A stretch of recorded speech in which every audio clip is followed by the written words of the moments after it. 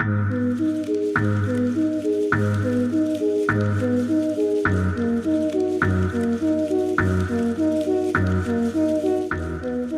leftists, we've been critical of the United States forever.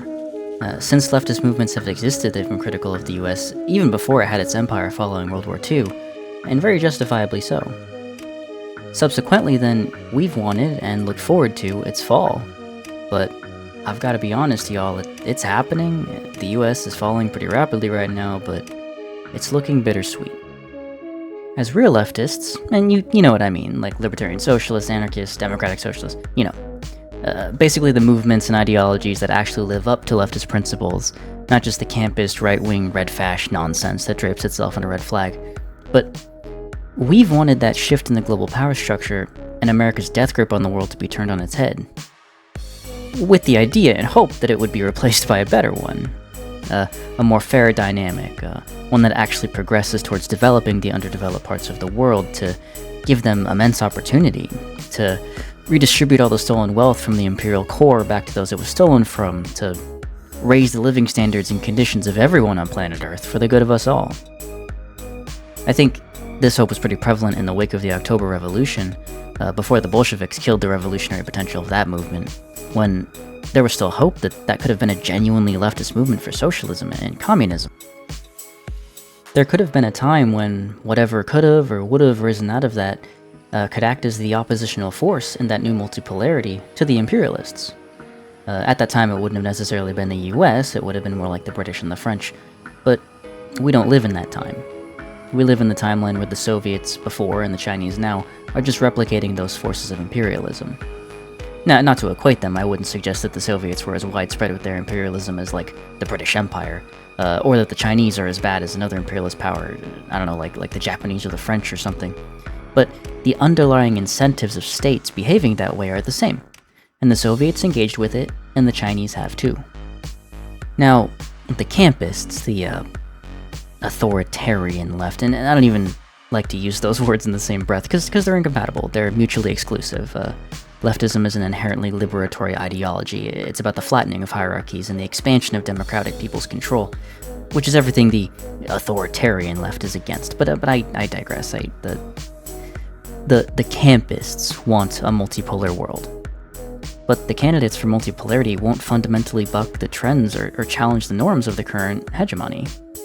A truly leftist USSR could have bucked the power structure and delivered liberatory revolution across the world.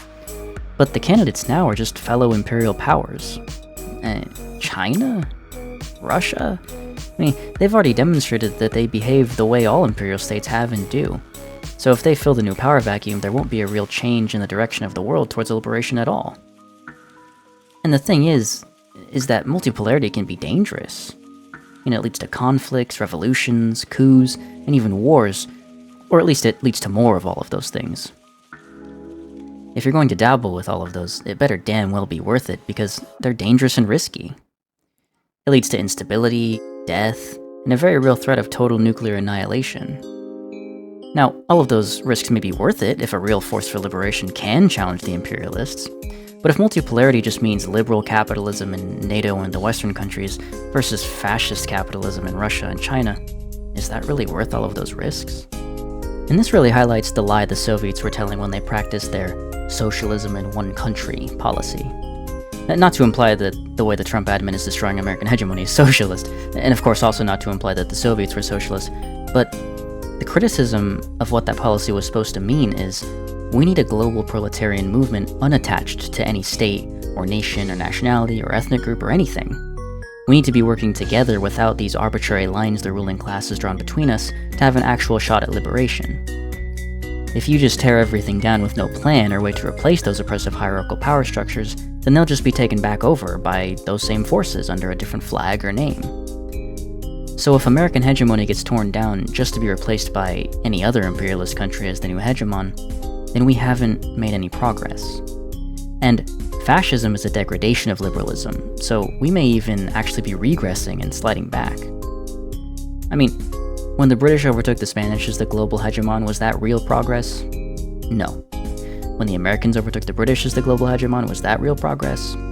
No. And if Russia or China overtake the US as the global hegemon, will that be real progress? No.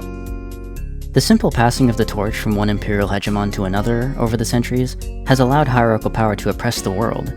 And the real insidious part of this is that really it hurts everyone. Obviously, it hurts those not in the hegemonic power position more, but even those within it that are members of the working class are still under the boot of capital, all the same. The proletariat shouldn't even really care who the hegemon is because it doesn't benefit them at all. Our goal should be a united, liberated humanity without hierarchies, whether that's social, economic, political, ethnic, national, class, or geopolitical.